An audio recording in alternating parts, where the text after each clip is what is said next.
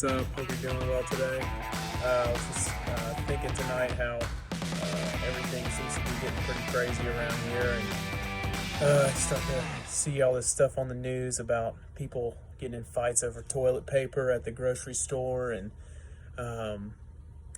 just crazy stuff. I see stuff on social media, parents starting to complain about having to homeschool their kids and how the teachers need to take the kids back, and it could be funny at times, but at the same time, this is a very real thing that we're all going through together. And I was just thinking today how sometimes, even for the believers in this world, that this can really make you question the goodness of God.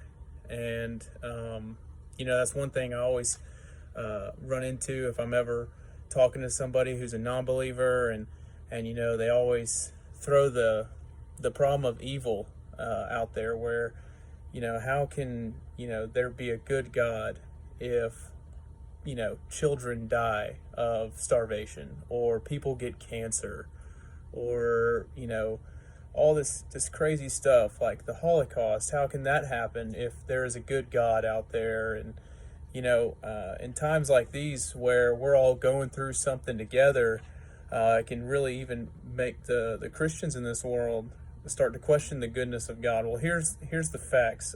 God is good. God has always been good. God will be good all the way through this, and he will always be good for eternity. And I was reminded today, thinking about this, of the story of Joseph in the book of Genesis, where, if you remember this, Joseph had a pretty crazy life. He was favored by his father, and his brothers got really jealous. And so one day they decided they were going to kill him, but then they decided, no, let's not kill him. Let's just sell him into slavery. So they sell him into slavery, and some years go by, and Joseph gets to a point in his life where he's basically like second in command over Egypt. And there's a great famine in the land where his family came from, and his brothers end up coming to him for help, but they don't recognize him. And eventually in the story, they do recognize him, and he makes himself known, and they feel really bad, and they beg for his mercy and for his forgiveness. And he says, you know what, don't worry. What you meant for evil, God meant for good. So it was to keep other people alive. And I think that is just so awesome to see Joseph and his attitude and his perspective through all of that. I mean, to be sold into slavery.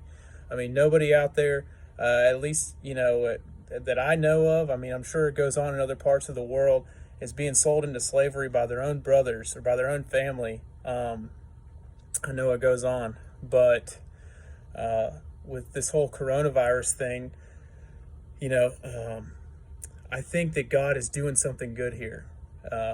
You may not see it right now, and usually we see these things in retrospect, but to have the attitude that Joseph has through all of this, and to understand that God is absolutely doing something good through all of this, I think it's just a great attitude to have. So I hope this encourages you all today, and I love you guys, and we'll see you again soon.